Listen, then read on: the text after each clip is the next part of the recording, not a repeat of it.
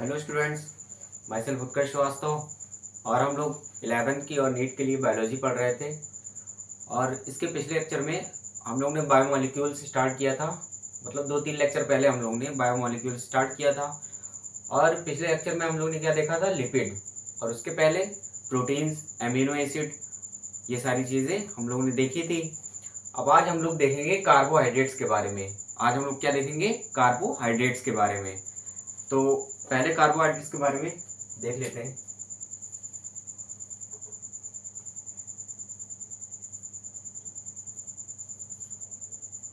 Carbohydrates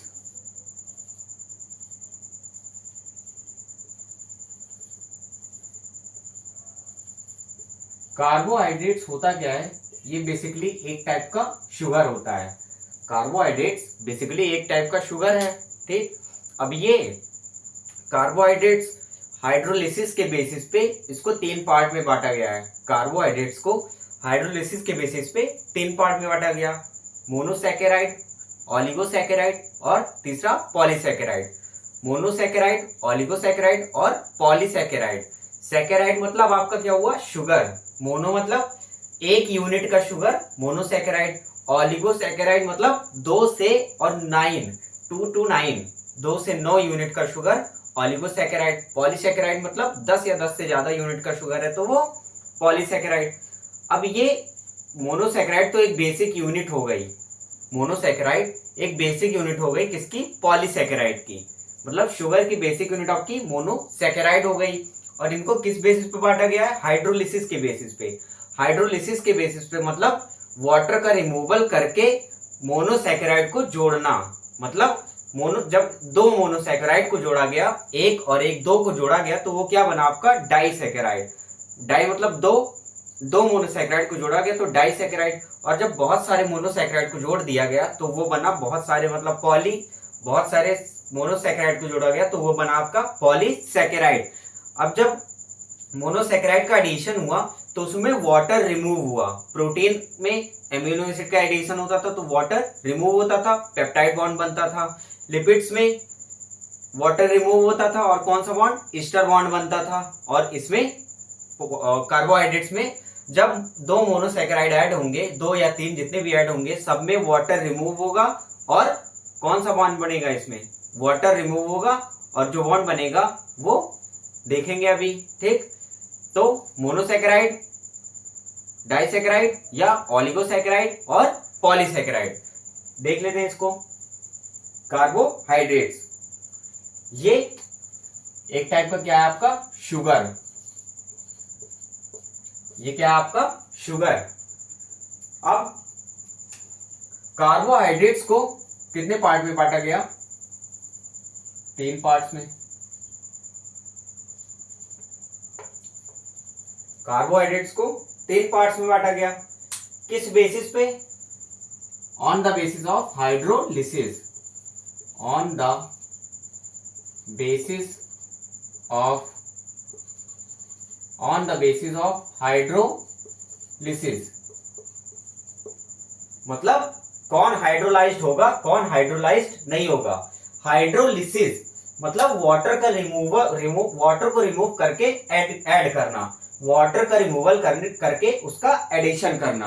water नहीं add करना, क्या? मोनोसैकेराइड को ऐड करना by the removal of water. Hydrolysis मतलब यहां पे लिख लेंगे एडिशन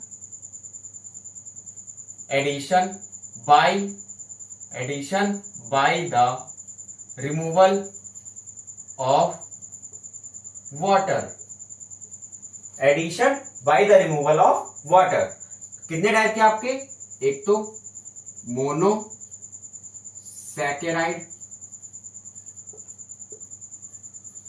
सैकेराइड मतलब क्या होता है आपका? शुगर। सैकेराइड मतलब शुगर। और दूसरा ऑलिगोसैकेराइड।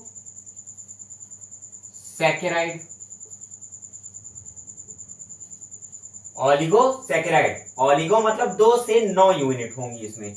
और तीसरा पॉलीसैकेराइड।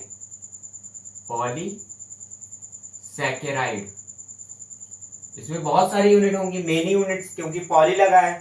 ठीक, अब मोनोसेकेराइड, ओलिगोसेकेराइड और पॉलीसेकेराइड। किस बेसिस पे? On the basis of hydrolysis. ये जो मोनोसेकेराइड होती है ये क्या है? आपकी बेसिक यूनिट है। मोनोसेकेराइड ये क्या है? बेसिक यूनिट है। मोनोसेकेराइड बेसिक यूनिट है। अब ये बताइए मोनोसेकेराइड हाइड्रोलाइज्ड होगा या नहीं होगा? क्योंकि मोनोसेकेराइड में केवल एक ही शुगर है तो इसमें हाइड्रोलिसिस पॉसिबल ही नहीं है। सो यहां पे होगा नॉट हाइड्रोलाइज्ड, नॉट हाइड्रोलाइज्ड, मतलब वाटर का रिमूवल होगा ही नहीं तो इसमें बॉन्ड फॉर्मेशन भी नहीं होगा।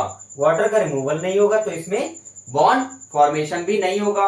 मोनोसेकेराइड क्या है? आपकी बेसिक यूनिट है। मोनोसेकेराइड आपकी क्या है? बेसिक यूनिट है। अब इसमें क्या होगा आपका? 2 to 9 यूनिट्स, 2 से 9 यूनिट होंगी और वो क्या बनेगा आपका? ओलिगोसेकेराइड। और कौन सी यूनिट? ये मोनोसेकेराइड की यूनिट। 2 मोनोसेकेराइड होंगी तो एक बॉन्ड बनेगा और 3 मोनोसेकेराइड होंगी तो 2 बॉन्ड बनेगा। मतलब जितने मोनोसेकेराइड उससे एक कम बॉन्ड फॉर्मेशन। ठीक, तो यहाँ पे 2 से 9 मोनोसेकेराइड होंगे तो मतलब 2 से 9 मोनोसेकेराइड तो 1 से 8 तक बॉन्ड फॉर्मेशन होगा। 1 से 8 तक क्या होगा आपका? Bond formation. 1 से 8 तक बॉन्ड फॉर्मेशन। अब अगर 2 से 9 यूनिट है तो यहाँ पे लिख लेंगे 1 to 8, 1 से 8 तक कौन सा बॉन्ड? आपका ग्लाइकोसिडिक बॉन्ड बनता है। आपका इसमें जो कार्बोहाइड्रेट्स होते हैं इसमें ग्लाइकोसिडिक बॉन्ड, ग्लाइकोसिडिक बॉन्ड ये आपका बनता है 1 से 8 तक ग्लाइकोसिडिक बॉन्ड। अगर 2 से 9 यूनिट्स होंगी तो अब इसमें मेनी यूनिट्स होंगी। पॉलीसेकेराइड में क्या होंगी?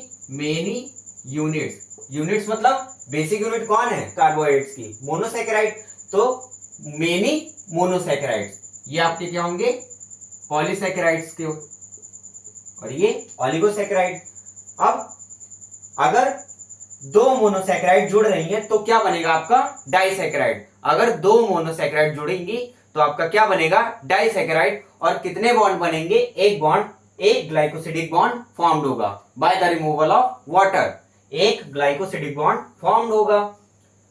तो डाइसेकेराइड, ट्राइसेकेराइड ये सारी चीजें आपकी किसमें आएंगी? ओलिगोसेकेराइड्स में। यहां पे क्या होगा? Many units. मेनी कितने? 10 और मोर देन 10 और मोर देन 10। 10 या 10 से ज्यादा यूनिट होंगी किसमें? पॉलीसेकेराइड में। मोनोसेकेराइड ये बेसिक यूनिट होती है, नॉट हाइड्रोलाइज्ड, और ये दोनों हाइड्रोलाइज्ड होंगी। ये दोनों क्या होंगी? हाइड्रोलाइज्ड। मतलब वाटर रिमूव होगा और बॉन्ड फॉर्म्ड होगा और ओलिगोसेकेराइड बनेंगी। ये भी क्या होगा आपका? हाइड्रोलाइज्ड। वाटर रिमूव होगा, बॉन्ड फॉर्म्ड होगा और क्या बनेगा आपका? पॉलीसेकेराइड। ये लिख लेंगे पहले।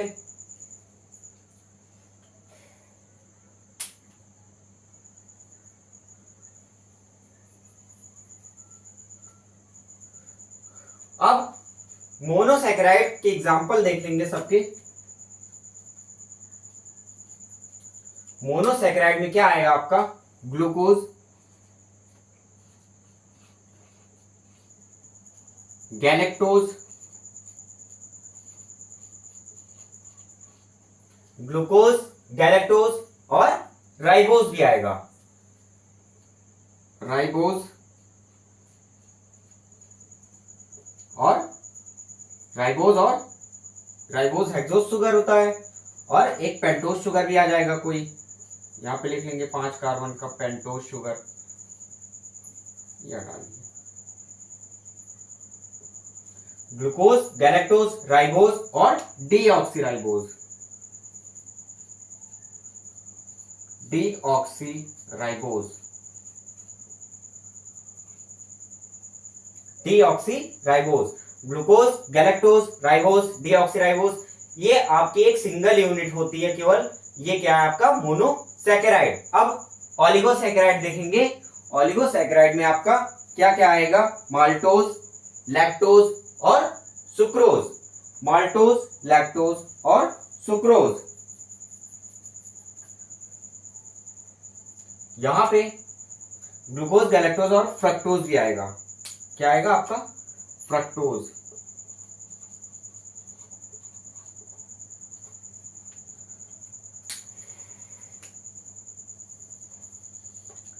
Glucose, galactose, fructose, ribose, deoxyribose, ये आपकी सारी चीजें क्या है? आपकी मोनोसैकेराइड। अब ओलिगोसैकेराइड्स में वो भी डाइसैकेराइड, मतलब दो मोनोसैकेराइड जो होंगी वो देख लेंगे। माल्टोज,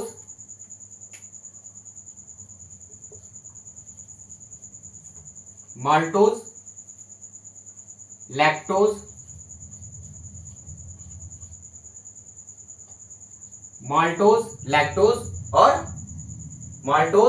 लैक्टोज और आपकी क्या होंगी? सुक्रोज।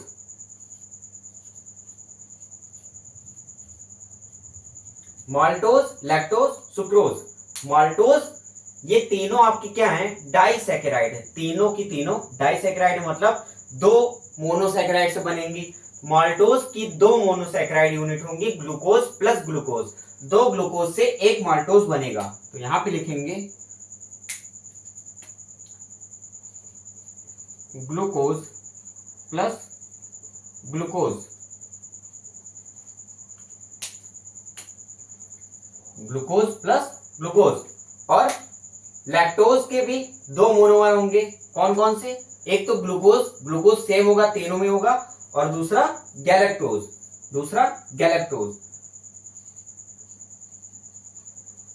ग्लूकोज और गैलेक्टोज।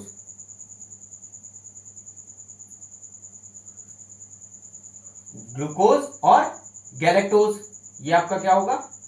लैक्टोज।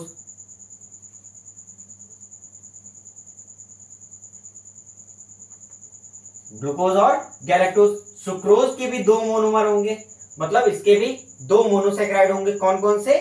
ग्लूकोज तीनों में होगा, maltose glucose plus glucose, lactose glucose plus galactose, और सुक्रोज ग्लूकोज प्लस फ्रक्टोज। ये जो फ्रक्टोज होगा ये सुक्रोज का पार्ट होगा। Glucose plus fructose, glucose plus fructose, ये क्या होगा आपका? सुक्रोज। तो maltose glucose plus glucose, lactose glucose plus galactose, sucrose glucose plus fructose, ये आपके क्या हैं? तीनों के तीनों आपके डाइसैकेराइड हैं। ये तीनों आपके क्या हैं? डाइसैकेराइड।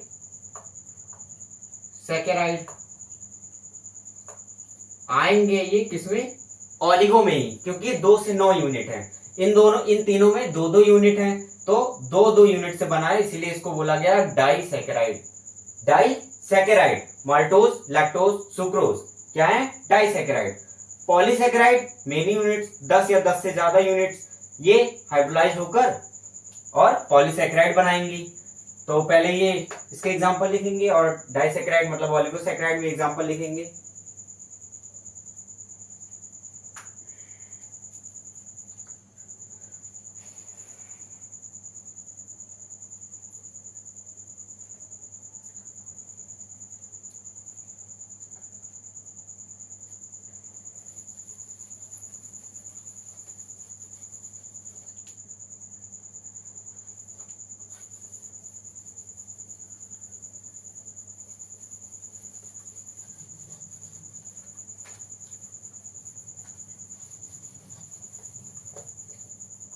अब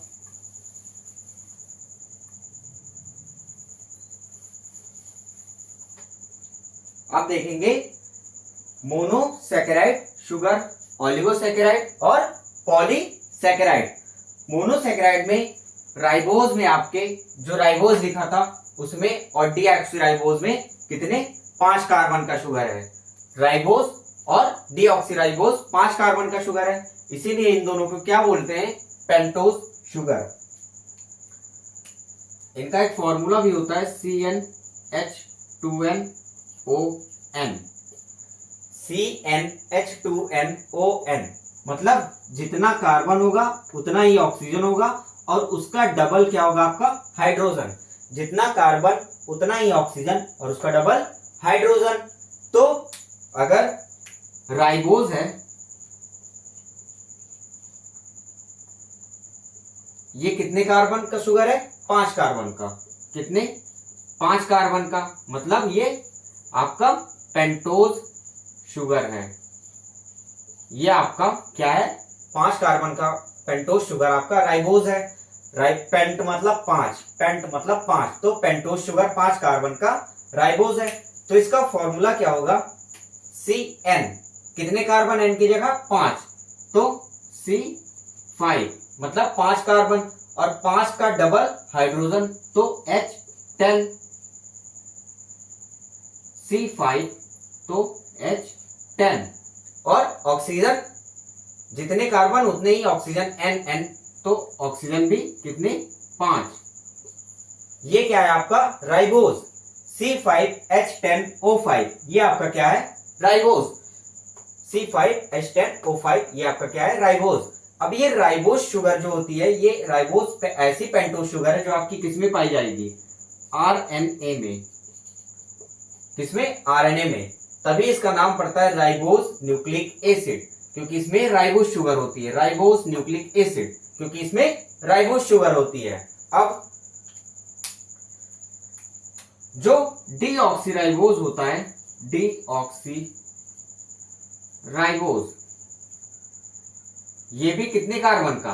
5 कार्बन का, क्योंकि दोनों ही क्या है? Pentose sugar. दोनों ही आपके क्या हैं? Pentose sugar. पेंटोज शुगर है। अब ये जो डीऑक्सीराइबोज होता है, इसमें क्या होगा? क्या लगाया आगे? ये राइबोज और इसमें आगे लग गया डीऑक्सी। डीऑक्सी मतलब ऑक्सीजन को हटा दिया, डीऑक्सीफाई कर दिया, मतलब राइबोज से ऑक्सीजन को हटा दिया। तो ये जो ऑक्सीजन है, एक ऑक्सीजन को जब कम कर देंगे तो वो आपका क्या बनेगा? डीऑक्सीराइबोज। जब राइबोज में से एक ऑक्सीजन को कम करेंगे तो आपका क्या बनेगा? डीऑक्सीराइबोज। मतलब इसका फॉर्मूला क्या हो जाएगा आपका? डीऑक्सीराइबोज। इसका फॉर्मूला हो जाएगा, कार्बन सेम रहेगा, हाइड्रोजन भी सेम रहेगा और ऑक्सीजन 5 थे कार्बन की तरह, तो वो ऑक्सीजन को, एक ऑक्सीजन को डीऑक्सीफाई कर दिया, मतलब एक ऑक्सीजन आपका कम हो गया। ये क्या है? डीऑक्सीराइबोज। ये किस में मिलेगा आपका? डीएनए में। किसमें? डीएनए में। Deoxyribose nucleic acid. Deoxyribose nucleic acid, इसमें कौन सी शुगर होगी आपकी? Deoxyribose sugar. और ये न्यूक्लिक एसिड, ये आरएनए राइबोज शुगर होगी, इसलिए राइबोज न्यूक्लिक एसिड। इसमें डीऑक्सीराइबोज शुगर होगी, इसलिए डीऑक्सीराइबोज न्यूक्लिक एसिड। होंगे दोनों क्या? Pentose sugar. दोनों ही क्या होंगी आपकी? Pentose sugar. ये लिख लेंगे।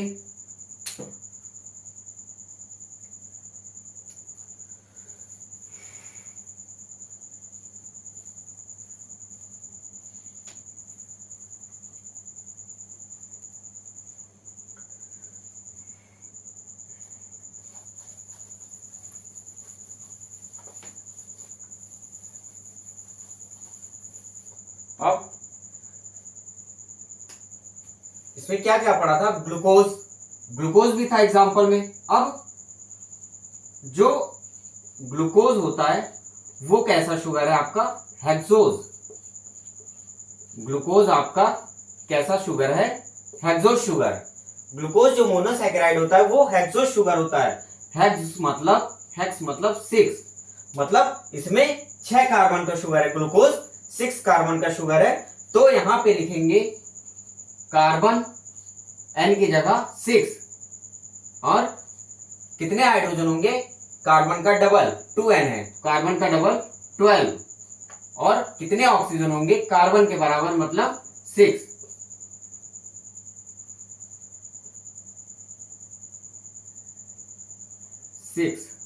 ये आपका क्या है? C6H12O6, ये आपका क्या है? ग्लूकोज। ग्लूकोज कैसा शुगर है? Hexose sugar. 6 कार्बन का शुगर है, 6 कार्बन का शुगर है ग्लूकोज, इसीलिए C6H12O6, ये क्या है आपका? ग्लूकोज। ये C6H12O6 आपका किसका फॉर्मूला है? ग्लूकोज का।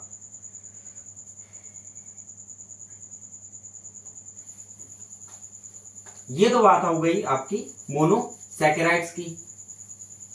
अब डाइसैकेराइड्स में थोड़ा देखेंगे।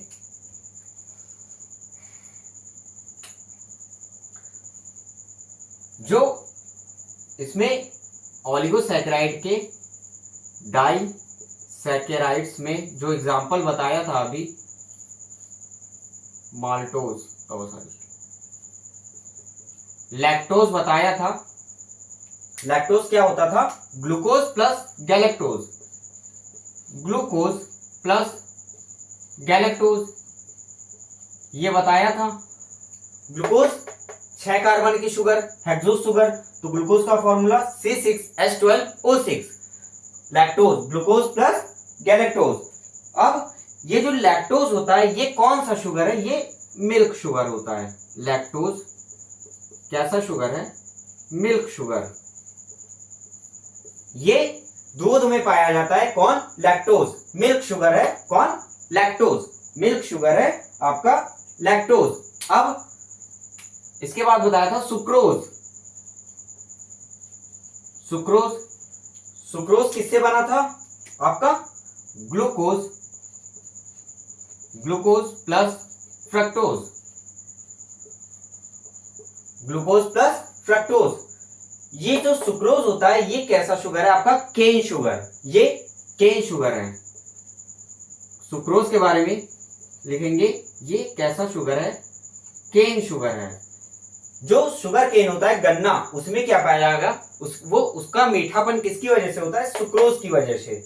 केन शुगर में जो केन होता है, शुगर केन, उसमें कौन सा शुगर होता है? सुक्रोज। उसमें सुक्रोज होता है। गन्ना सुक्रोज की वजह से मीठा होता है। शुगर केन में कौन सा शुगर होगा आपका? सुक्रोज।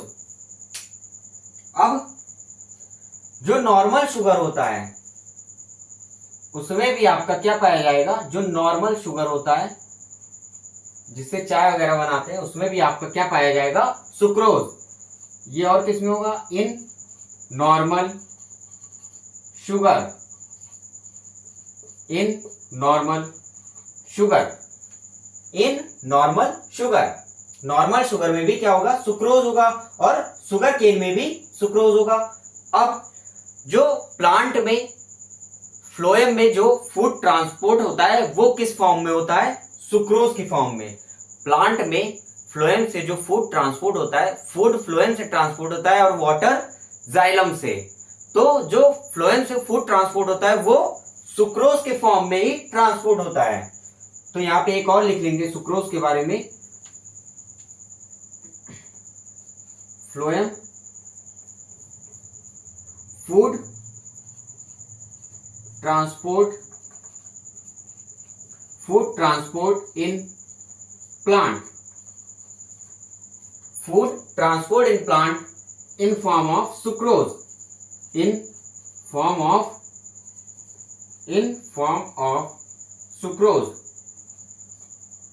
जो प्लांट में जो फूड ट्रांसपोर्ट होता है किसमें? फ्लोएम में। वो किस फॉर्म में ट्रांसपोर्ट होता है? सुक्रोज के फॉर्म में। और स्टोर्ड किस फॉर्म में होता है? स्टार्च के फॉर्म में स्टोर्ड होता है। लेकिन ट्रांसपोर्ट किस फॉर्म में होता है? सुक्रोज के फॉर्म में। ठीक, ट्रांसपोर्ट किस फॉर्म में होगा? सुक्रोज के फॉर्म में। और स्टोर्ड किस फॉर्म में होगा? फूड स्टार्च के फॉर्म में। उसके बारे में आगे अभी बात करेंगे। ये लिख लेंगे।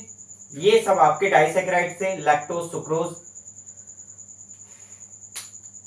और माल्टोज भी था।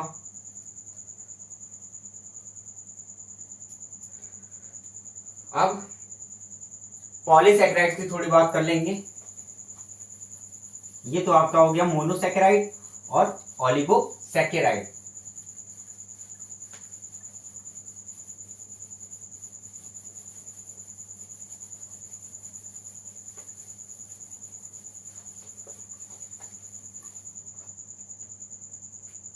पॉलीसैकेराइड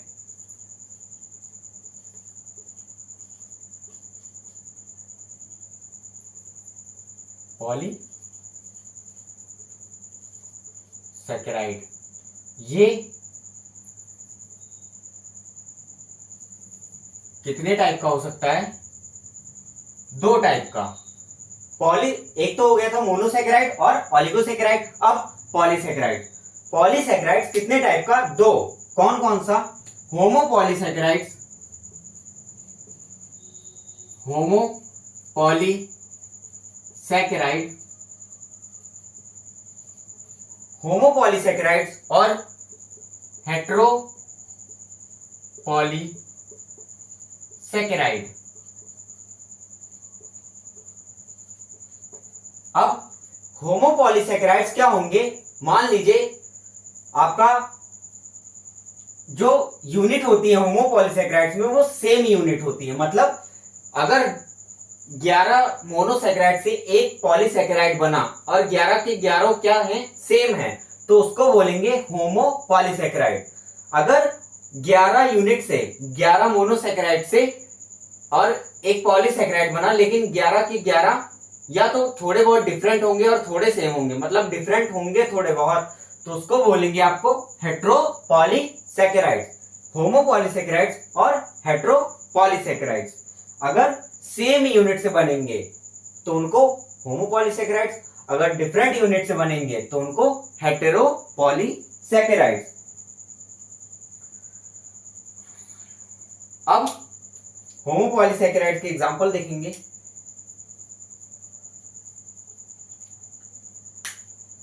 यहां पे पहले लिख लेंगे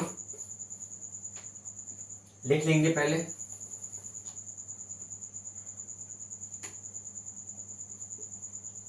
polysaccharide made up of same unit. यहां पे लिखेंगे पॉलीसैकेराइड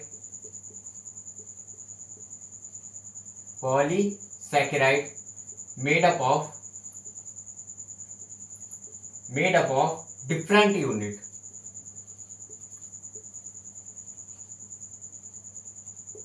अगर पॉलीसैकेराइड सेम यूनिट की बनी है तो उसको होमोपॉलीसैकेराइड, अगर पॉलीसैकेराइड डिफरेंट यूनिट से बनी है तो उसको हेटेरोपॉलीसैकेराइड। ये लिखेंगे पहले।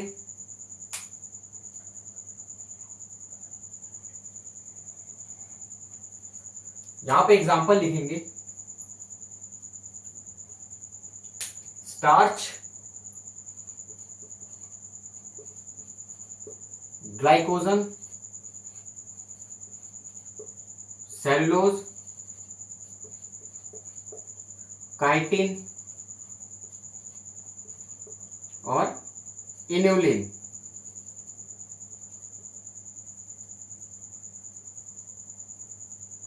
Starch, glycogen, cellulose, chitin, inulin, ये सारी की सारी क्या होती है? सेम यूनिट से बनी है, सेम यूनिट वाली पॉलीसैकेराइड है, इसीलिए इनको बोला गया homopolysaccharide. Starch, glycogen, cellulose, chitin, inulin. Starch, glycogen, cellulose, chitin, inulin, ये सारी की सारी होमोपॉलीसैकेराइड्स हैं।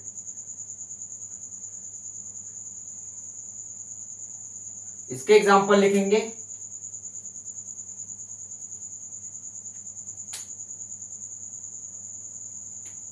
पैक्टिन, क्या? पैक्टिन, अगार अगार,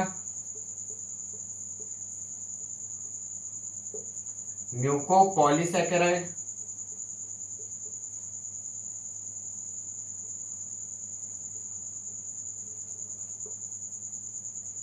पैक्टिन, अगार अगार, म्यूकोपॉलीसैकेराइड, ये आपके क्या है? हेट्रोपॉलीसैकेराइड। और एक लिखेंगे हेमीसेलुलोज, हेमीसेलुलोज।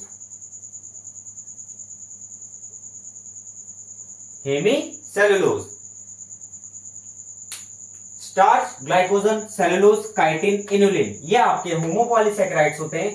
पैक्टिन, अगार अगार, म्यूकोपॉलीसैकेराइड्स और हेमीसेलुलोज, ये आपके हेटेरोपॉलीसैकेराइड्स होते हैं। ये लिख लेंगे।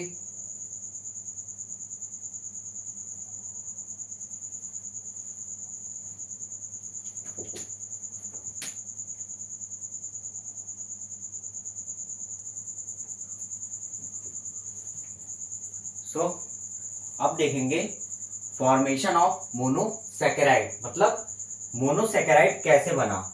जो एक बेसिक यूनिट थी हमारी कार्बोहाइड्रेट की, जो बेसिक यूनिट थी मोनोसैकेराइड, वो कैसे बना पहले वो देखेंगे। तो राइबोस लिया हमने, पहला एग्जांपल हमने राइबोस का लिया। राइबोस कितने कार्बन का था? राइबोस आपका पेंटोज शुगर था, मतलब 5 कार्बन का। राइबोस आपका पेंटोज शुगर था 5 कार्बन का, और फॉर्मूला क्या था? CnH2n, मतलब जितना कार्बन उसका डबल हाइड्रोजन और जितना कार्बन उतना ही ऑक्सीजन। तो राइबोस शुगर, पेंटोज शुगर मतलब 5 कार्बन का, तो C5H10O5। और ये कैसा शुगर होता है? राइबोस शुगर एल्डोज शुगर होता है। एल्डोज शुगर क्यों? क्योंकि इस राइबोस शुगर में ये जो CHO है, ये एक एल्डिहाइड ग्रुप होता है। ये CHO ये एल्डिहाइड ग्रुप होता है, इसीलिए इसको बोला गया एल्डोज शुगर।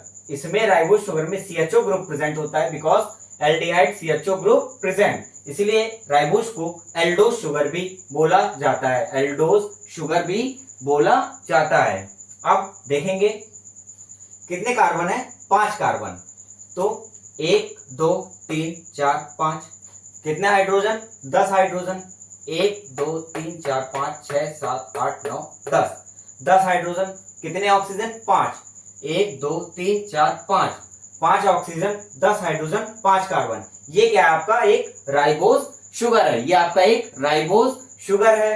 अब देखेंगे जब ये इस राइबोस शुगर का पहला कार्बन और चौथा कार्बन, फर्स्ट और फोर्थ, ये दोनों कार्बन जब एक दूसरे से हाथ मिला लें, मतलब फर्स्ट और फोर्थ ये दोनों कार्बन एक दूसरे से हाथ मिला लें, तो ऐसा स्ट्रक्चर बन जाता है। तो ऐसा स्ट्रक्चर बनता है, पहले कार्बन पे H और OH, पहले कार्बन पे H और OH, ये वाला H और ये इससे हाथ मिला लिया तो OH, फिर सेकंड कार्बन पे H और OH, थर्ड कार्बन पे H और OH, फोर्थ कार्बन पे H और OH, मतलब ये फोर्थ कार्बन है।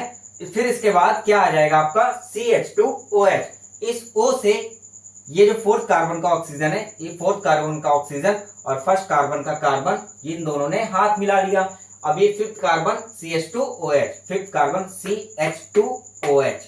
तो ये ऐसा स्ट्रक्चर बन जाता है किससे? राइबोस शुगर से। अब इसको बोलेंगे अल्फा राइबोस, इसको बोलेंगे अल्फा राइबोस। अल्फा क्यों बोला गया? क्योंकि इसका एक रूल होता है, अगर इस राइबोस शुगर में, मतलब इस पेंटोज शुगर में, अगर दूसरे पोजीशन, जो ये एक कार्बन है, ये एक कार्बन है, ये दूसरा कार्बन, ये जो पॉइंट है जहां से मुड़ी है, इसको कार्बन बोलेंगे। ये यहाँ पे एक कार्बन, यहाँ पे दूसरा कार्बन, यहाँ पे तीसरा कार्बन, यहाँ पे चौथा और ये पांचवा कार्बन। जो इस राइबोस शुगर का जो सेकंड कार्बन है उसका OH नीचे, H ऊपर है, इसीलिए इसको बोला गया, सॉरी, इस राइबोस शुगर का जो फर्स्ट कार्बन है इसका OH नीचे और हाइड्रोजन ऊपर है। OH नीचे, हाइड्रोजन ऊपर, इसीलिए इसको क्या बोला गया? आपका अल्फा राइबोस। क्या बोला गया? Alpha ribose. अगर इस फर्स्ट कार्बन का OH ऊपर होता, हाइड्रोजन नीचे होता, केवल फर्स्ट कार्बन देखेंगे, बाकी सबसे कोई मतलब नहीं है। अगर इस फर्स्ट कार्बन का OH ऊपर होता, हाइड्रोजन नीचे होता, तो इसको बोलते बीटा राइबोस। अगर OH नीचे है, हाइड्रोजन ऊपर है, तो बोलेंगे अल्फा राइबोस। अब क्या होगा? ये आपका कौन सा शुगर है? Alpha ribose sugar, alpha ribose sugar. अब ये किस में पाया जाएगा? राइबोस शुगर आपका RNA में पाया जाएगा, क्योंकि उसमें क्या होता है? RNA, राइबोस न्यूक्लिक एसिड, इसलिए उसमें राइबोस शुगर होंगी। अगर इसमें से ऑक्सीजन निकाल दें, दूसरे कार्बन से ऑक्सीजन निकाल दें, दूसरे कार्बन पे ये जो ऑक्सीजन लगा इसको रिमूव कर दें, तो वो आपका बन जाएगा अल्फा डीऑक्सीराइबोस। ये दूसरे कार्बन पे ऑक्सीजन लगा था, उसको हमने हटा दिया, मतलब ऑक्सीजन को हटाना, डीऑक्सीफाई करना, तो क्या बन गया? डीऑक्सीराइबोस। राइबोस से ऑक्सीजन हटा तो बना डीऑक्सीराइबोस। अल्फा ए बी, क्योंकि इसमें भी OH, फर्स्ट कार्बन को OH नीचे है। अब ये जो OH होता है ये रिएक्टिव ग्रुप होता है। OH होता है ये दूसरे जो पार्ट होंगे, कोई भी पार्ट आएगा वो इससे OH, इस OH से रिएक्ट कर जाएगा, मतलब ये रिएक्ट कर जाएगा। तो ये अगर दूसरे से रिएक्ट कर गया तो ये स्टेबल नहीं माना जाएगा। अगर दूसरे से रिएक्ट कर गया तो ये स्टेबल नहीं माना जाएगा। अगर ये स्टेबल नहीं माना जाएगा तो ये हो जाएगा more reactive so less stable. अगर ये राइबोज मतलब मोर रिएक्टिव है और लेस स्टेबल है तो आरएनए भी, आरएनए में कौन सी शुगर होगी, राइबोज शुगर, आरएनए भी लेस स्टेबल हो जाएंगी, आरएनए भी मोर रिएक्टिव, क्योंकि OH ग्रुप सेकंड कार्बन पे OH ग्रुप प्रेजेंट है और OH ग्रुप क्या होता है, रिएक्टिव होता है, तो आरएनए भी मोर रिएक्टिव और लेस स्टेबल। अब यहां पे सेकंड कार्बन पे ऑक्सीजन ग्रुप नहीं प्रेजेंट है तो ये लेस रिएक्टिव, क्योंकि एक OH कम हो गया तो less reactive so more stable. ये डीऑक्सीराइबोज किसमें होगा, आपका डीएनए में, डीएनए डीऑक्सीराइबोज न्यूक्लिक एसिड, तो डीएनए में डीऑक्सीराइबोज होगा और डीएनए इसकी वजह से लेस रिएक्टिव हो जाएगा और मोर स्टेबल। इसीलिए नेचर में आरएनए को मोर रिएक्टिव और लेस स्टेबल माना गया और डीएनए को लेस रिएक्टिव और मोर स्टेबल माना गया। इसीलिए जितने भी कॉम्प्लेक्स ऑर्गेनिज्म है, जैसे हम लोग ह्यूमन बीइंग्स की बात कर लें, हम लोग में जेनेटिक मटेरियल डीएनए होता है, इसीलिए क्योंकि ये क्या होता है, स्टेबल होता है, और आरएनए स्टेबल कम स्टेबल होता है, लेस स्टेबल होता है। हम लोगों का जो जेनेटिक मटेरियल है जिससे हमारे जीन्स वगैरह बने हैं वो क्या होंगे, आरएनए नहीं होते हैं, वो क्या होंगे, डीएनए होते हैं, क्योंकि वो मोर स्टेबल होता है। तो ये लिख लेंगे, ये बना लेंगे पूरा।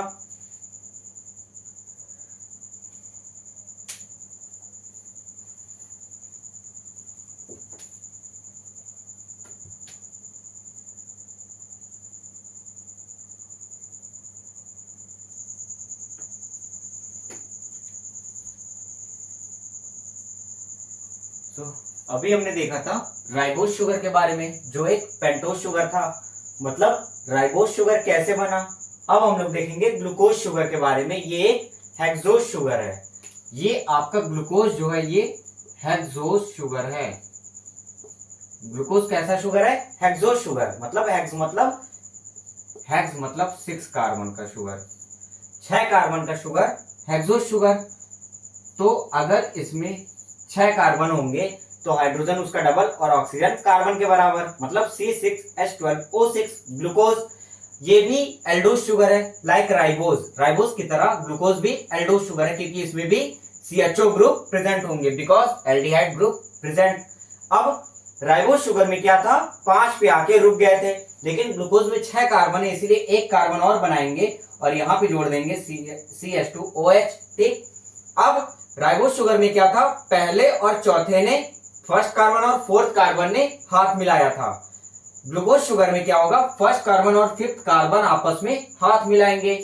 तो फर्स्ट कार्बन और फिफ्थ कार्बन जब आपस में हाथ मिलाएंगे तो ये ऑक्सीजन ये यहां पे आ जाएगा, ये वाला ऑक्सीजन, और फर्स्ट कार्बन पे क्या होगा, CH और OH, फर्स्ट कार्बन पे H और ये वाला हाइड्रोजन इसके साथ जुड़ेगा H और OH, सेकंड कार्बन पे H और OH, सेकंड कार्बन पे H और OH, सेकंड कार्बन पे H और OH, थर्ड कार्बन पे H और OH, थर्ड कार्बन पे HOH, फोर्थ कार्बन पे HOH, फोर्थ कार्बन पे HOH, फिफ्थ कार्बन पे CH2OH और H। ये फिफ्थ कार्बन, जो ये फिफ्थ कार्बन था इस पे CH2OH और H, इस फिफ्थ कार्बन पे एक H और ये पूरा ग्रुप CH2OH, और इस O से इसने हाथ मिलाया था। तो ये फर्स्ट कार्बन, ये सेकंड, ये थर्ड, ये फोर्थ, ये फिफ्थ, ये सिक्स कार्बन, ये CH2OH का C जो है ये छठा कार्बन है, और ये आपका क्या बन गया, अल्फा ग्लूकोज।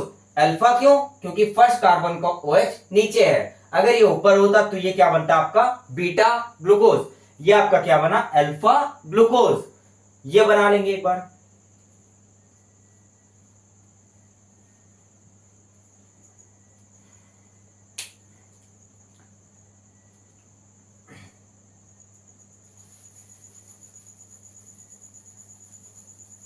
अब मोनोसैकेराइड कैसे बनता है, मोनोसैकेराइड कैसे बनता है उसको हम लोग ने देख लिया। अब ये देखेंगे कि दो मोनोसैकेराइड के बीच में जो ग्लाइकोसिडिक बॉन्ड बनेगा वो कैसे बनेगा। यहां पे देखेंगे how form glycosidic bond between two monosaccharide. जब दो मोनोसैकेराइड जुड़ेंगे और वाटर रिमूव होगा तभी क्या बनेगा आपका ग्लाइकोसिडिक बॉन्ड बनेगा। तभी आपका क्या बनेगा ग्लाइकोसिडिक बॉन्ड। तो हम लोग क्या एग्जांपल लेंगे माल्टोज। माल्टोज का एग्जांपल लेंगे। माल्टोज क्या था डाइसैकेराइड था। माल्टोज क्या था डाइसैकेराइड था और ये किससे बना था ग्लूकोज प्लस ग्लूकोज से। मतलब इसकी दो यूनिट होंगी, एक ग्लूकोज और दूसरा भी ग्लूकोज ही होगा। और ग्लूकोज का स्ट्रक्चर अभी हमने बताया था 6 कार्बन वाला हेक्सोस शुगर। यहां पे देखेंगे ये बनाया था, यहां पे ऑक्सीजन था,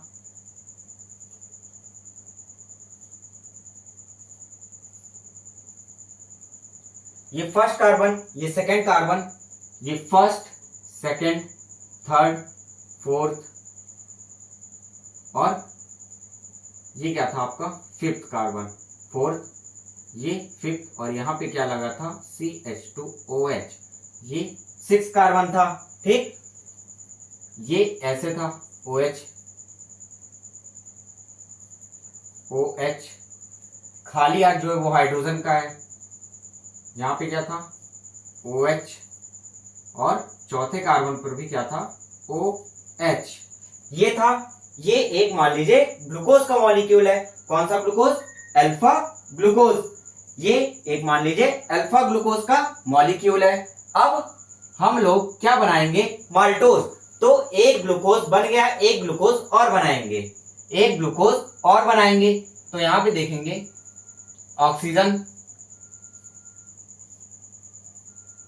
और ये फर्स्ट कार्बन को OH, ये सेकंड कार्बन का OH, थर्ड कार्बन का OH, फोर्थ कार्बन का OH और ये फिफ्थ कार्बन और ये CH2OH। ये फर्स्ट कार्बन, ये सेकंड कार्बन, ये थर्ड कार्बन, ये फोर्थ कार्बन, ये फिफ्थ कार्बन और ये सिक्स्थ कार्बन। यहां पर भी ये first carbon, second carbon, third carbon, fourth carbon, fifth carbon और ये सिक्स्थ कार्बन। ठीक, अब क्या होगा एक मोनोसैकेराइड से हाइड्रोजन निकलेगा और एक मोनोसैकेराइड से आपका OH ग्रुप निकलेगा।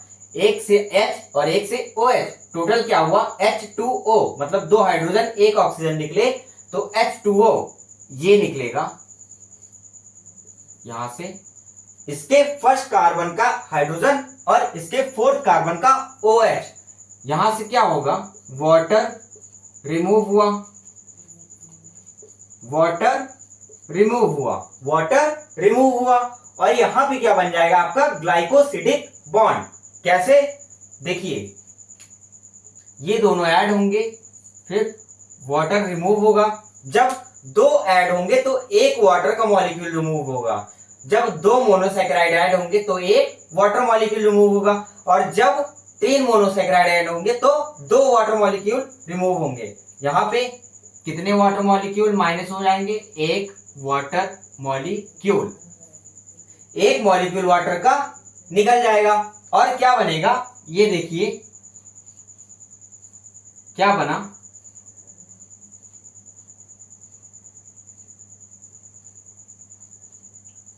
ये देखिए CH2OH और यहां पे भी CH2OH। ठीक, ये 1 ये 4, ये 1 और ये चौथा कार्बन। पहले मोनोसैकेराइड के फर्स्ट कार्बन और इसके दूसरे मोनोसैकेराइड के फोर्थ कार्बन के बीच में क्या बनेगा बॉन्ड बनेगा और इसी को बोलेंगे ग्लाइकोसिडिक बॉन्ड। ये क्या है ऑक्सीजन। जब यहां से हाइड्रोजन निकला और ये OH निकला, H और OH निकला तो एक ऑक्सीजन बचा। इस एक ऑक्सीजन से इसने बॉन्ड बना लिया और ये ऐसा बन गया। ये आपका क्या हो गया, ये आपका है ग्लाइकोसिडिक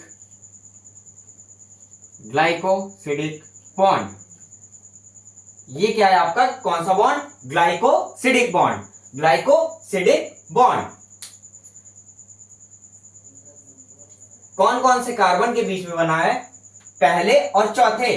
पहले जो मोनोसेक्राइड पहला वाला है उसके फर्स्ट कार्बन और जो दूसरा मोनोसेक्राइड है उसके फोर्थ कार्बन के बीच में ये बॉन्ड बना।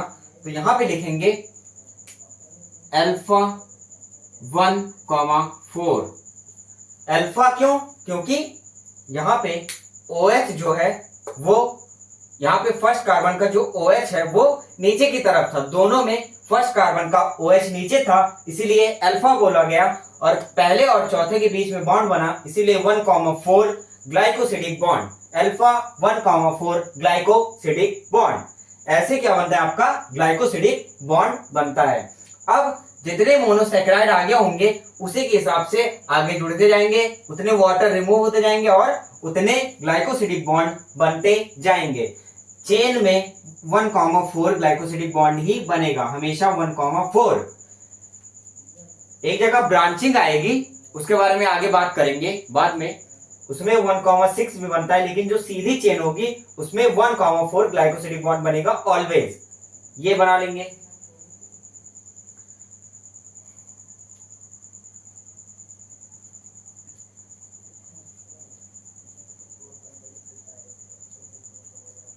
सो अभी यहीं तक रखते हैं और इसके नेक्स्ट लेक्चर में अब बात होगी इसके आगे, और वो पॉलीसेकेराइड्स की, मतलब स्टार्च, ग्लाइकोजन, ग्लूकोज, इन सब की बात होगी। और मतलब उसमें सारी चीजें बताई जाएंगी और उसमें ब्रांचिंग पे कौन सा बॉन्ड बनेगा, कैसा बॉन्ड बनेगा और स्ट्रेट चेन में कैसे बॉन्ड बनेंगे, ये सारी चीजें आपको बताई जाएंगी। So thank you, okay, bye bye.